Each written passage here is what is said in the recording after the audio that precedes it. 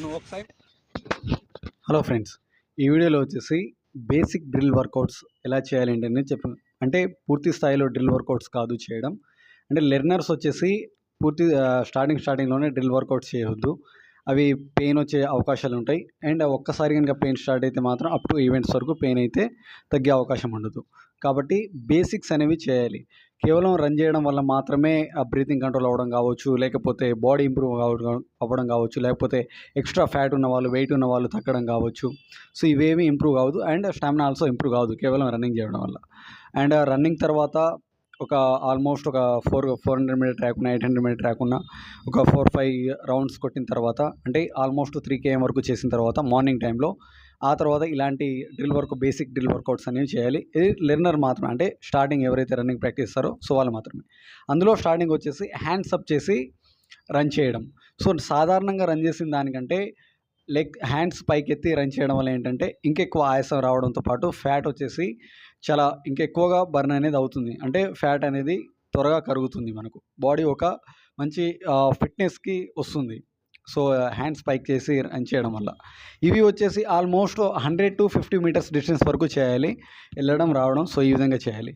So ఏదైతే చేస్తున్నామో varieties అవన్నీ కూడా చేయాలి. వీటి వల్ల వచ్చేసి బాడీ స్ట్రెంత్ పెరగడంతో పాటు బ్రీతింగ్ వచ్చేసి కంట్రోల్ అవుతుంది. సో ప్రతి ఒక్కటి కూడా బెటర్ పర్ఫార్మెన్స్ ఇవ్వడానికి, బెటర్గా రన్ చేయడానికి మాత్రమే చేసే ప్రతి ఒక్క వార్మ్స్ కావచ్చు, చేసే ప్రతి ఒక్క వర్కౌట్ కావచ్చు. సో ఇవి వచ్చేసి మనం ఇంతకుముందు కొన్ని వీడియోలలో డ్రిల్ వర్కౌట్స్ గురించి కూడా చూసాము. కాకపోతే ఇవి దానికంటే ముందు చేయాల్సినవి, అంటే బేసిక్ స్టార్టింగ్ పర్సన్స్ ఎవరైతే ఉన్నారో, సో ఇందులో పీసీ క్యాండిడేట్స్ ఉన్నవాళ్ళు చాలామంది ఉన్నారు కాబట్టి సో మళ్ళీ లెర్నింగ్ నుంచి చేపియాల్సి వస్తుంది. అండ్ నౌ ఇది వచ్చేసి టోటల్ బాడీ బెండ్ చేసి హ్యాండ్ కింద ఎర్త్కి వచ్చేసి టచ్ అవ్వాలి. అది పూర్తిగా ఆపోజిట్ హ్యాండ్ రావాలి, చుట్టూ తిరిగి హ్యాండ్ వచ్చేసి ఈ విధంగా రావాలి. 2 స్టెప్ రన్ చేసి అగైన్ టోటల్లీ సైడ్కి వచ్చేసి ఈ విధంగా హ్యాండ్ బ్యాక్ నుంచి రావాలి. సో ఇలా చుట్టూ తిరగాలి హ్యాండ్ వచ్చేసి. సో ఈ విధంగా చేయడం వల్ల పొట్ట భాగం ఉన్న, లేకపోతే థైజ్ స్ట్రాంగ్ అవ్వడం కావచ్చు, స్టామినా ఇంప్రూవ్ అవ్వడం కావచ్చు, everything will be good result అనేది వస్తుంది. సో కాబట్టి ప్రతిదీ ఇవన్నీ కూడా చేయాల్సిందే, ఖచ్చితంగా చేయాల్సిందే. నాట్ ఓన్లీ రన్నింగ్ ఒకటే చేయడం వల్ల మన రన్నింగ్ వచ్చేసి ఇంప్రూవ్ అవ్వదు.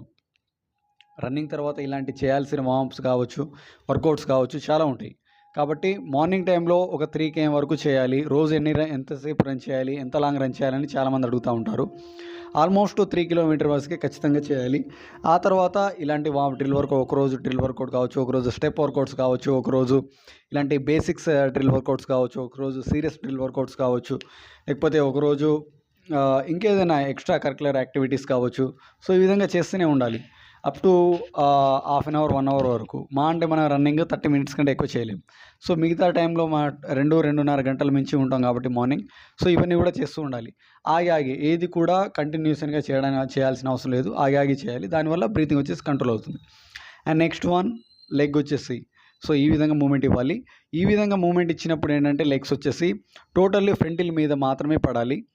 ఫుల్ ఫుట్ వచ్చేసి కింద పడకూడదు. అండ్ ఆ బాడీ బ్యాక్ బెండ్ అవ్వకూడదు.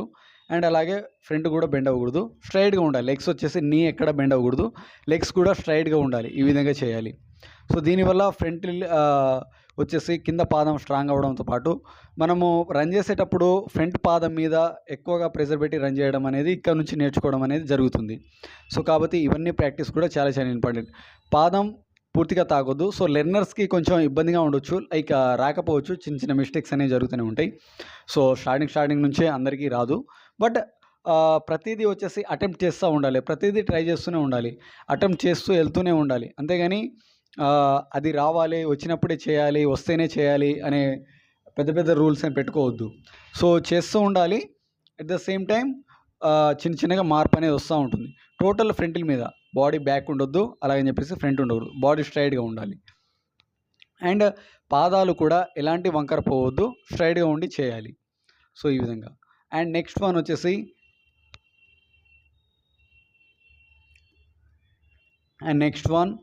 ఫ్రంట్ బ్యాక్ లెగ్ అలా ఫ్రంట్ మూవ్ అవుతూ ఉండాలి.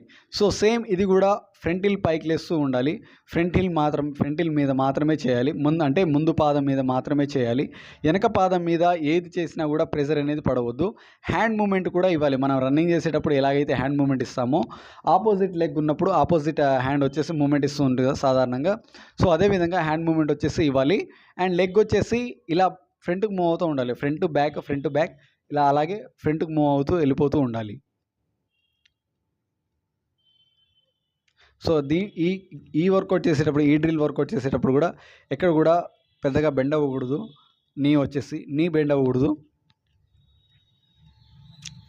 చాలా సింప్లీ ఇవి చేస్తుంటే బ్రీతింగ్ లెవెల్స్ వచ్చేసి ఘోరంగా ఇంప్రూవ్ అవ్వడం అనేది జరుగుతుంది. చాలా బెటర్ పర్ఫార్మెన్స్ అనేది ఇవ్వడం అనేది జరుగుతాం మనం. సో బ్రీతింగ్ చాలామంది కంట్రోల్ కావట్లేదు అని అంటూ ఉంటారు.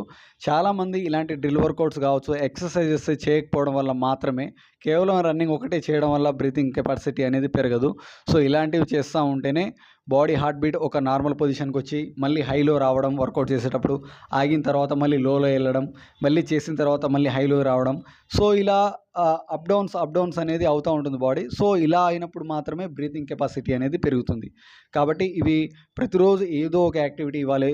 ఒకటి చేస్తే రేపు ఇంకొకటి, ఎల్లుండి ఇంకొకటి, ఇట్లా డిఫరెంట్ టైప్ ఆఫ్ వేరియేషన్లలో చేస్తూ ఉండాలి. రన్నింగ్ ప్రాక్టీస్లో వచ్చి అథ్లెట్ చేసేది వచ్చేసి చాలా వేరియేషన్స్ ఉంటాయి. ఒకటే ఉంటుందని ఏం చెప్పను, బట్ చాలా ఉంటాయి. అవన్నీ కూడా మనం కొంచెం ఒక 10% టచ్ ఇచ్చినా చాలు. ఈవెంట్స్కి ప్రాక్టీస్ చేసేవాళ్ళు ఖచ్చితంగా వాళ్ళలాగే చేయాలి అని అనుకోవడం చాలా పొరపాటు. ఎందుకంటే ఇయర్స్ ఆఫ్ ప్రాక్టీస్ ఉంటుంది.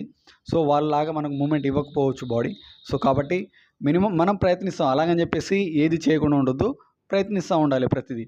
సో ఇప్పుడు ఈ వర్కౌట్ చేసేటప్పుడు వచ్చి నీ అప్ వచ్చేసి బాడీ స్ట్రైట్గా ఉండాలి. బాడీ ఎక్కడ కూడా బెండ్ అవ్వకూడదు. బ్యాక్ అయినా ఫ్రంట్ అయినా లేకపోతే ఎక్స్ట్రా మూమెంట్ ఏది కూడా ఇవ్వద్దు. జస్ట్ స్ట్రైట్గా ఉండాలి. ఓన్లీ నీ మాత్రమే అప్ అవ్వాలి.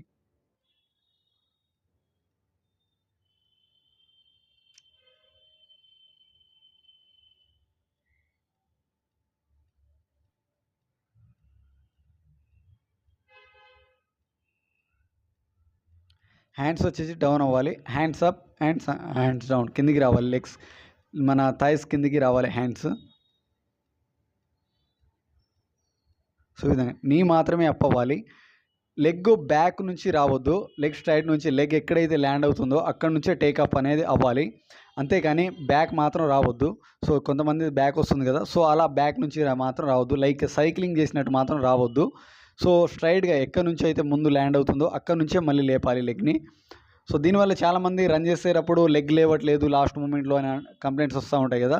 సో అది కూడా ఇవి చేయకపోవడం వల్లనే. ఇలాంటివి చేస్తూ ఉంటే ఆటోమేటిక్గా ప్రాక్టీస్లో భాగంగా మనకు లెగ్స్ వల్ల ఎలాంటి ప్రాబ్లం అయితే ఉండదు. అంటే లాస్ట్ మూమెంట్ లెగ్స్ లేవకపోవడం, లాస్ట్ టైంలో ఫాస్ట్గా రన్ చేయాలన్నా కూడా లెగ్స్ సపోర్ట్ చేయకపోవడం మనకి. సో ఇవంటి ప్రాబ్లం ఫేస్ చేస్తూ ఉంటాం కాబట్టి సో ఇలాంటివి చేస్తూ ఉంటే ఆటోమేటిక్గా ప్రాక్టీస్లో ఈజీ అయిపోతుంది మనకు. సో ఇలాంటి చిన్న సరదాగా, ఇవన్నీ సరదాగా చేసేవే, ఏదో హార్డ్గా ఊపిరి బిగిబట్టి ఏదో స్ట్రాంగ్గా ప్రాక్టీస్ చేసేవి కావు, సరదాగా చేసేవే. సరదాగా చేస్తుంటేనే ఏదైనా కూడా బాడీ ఇంప్రూవ్మెంట్ అనేది త్వరగా వస్తుంది. And next one, fast jumping front move అవ్వాలి. సో ఈ విధంగా హ్యాండ్ మూమెంట్ వచ్చేసి ఓపెన్ హ్యాండ్ మూమెంట్లో ఇవ్వాలి ఈ విధంగా. సో లెగ్ వచ్చేసి ప్రతిదీ ఏది చేసినా కూడా ఫ్రంట్ హిల్ మాత్రమే ఎక్కువ, 70 to 80% బరువు అంతా ఫ్రంట్ హిల్ మీదనే పడాలి. 90% ఫ్రంట్ హిల్ మీద మాత్రమే పడాలి. ముందు పాదం మీద మాత్రం పడాలి. ఫుల్ పాదం వచ్చేసి పడకూడదు ఎక్కడ కూడా. అండ్ దీంతోపాటు షిన్బోన్ పెయిన్ ఉన్న వాళ్ళు కావచ్చు, ఎక్కువ వస్తూ ఉంటుంది ఇంకా. బట్ ఏదైనా పెయిన్ వచ్చి హైలో వచ్చేసి వెళ్ళిపోతుంది, పర్మనెంట్గా ఉండదు. బట్ ఈ విధంగా చేసినప్పుడు లెగ్స్ స్ట్రాంగ్ అవ్వడంతో పాటు సో ఈజీగా రన్ చేయడానికి కూడా చాలా అవకాశాలు ఉంటాయి. కాబట్టి ప్రతిదీ ప్రయత్నిస్తూ ఉండండి, ప్రతిదీ చేస్తూ ఉండండి.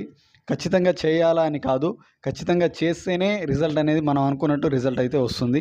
సో ఏది చేయకోకుండా రిజల్ట్ని ఆశించడం అనేది దట్స్ నాట్ గుడ్.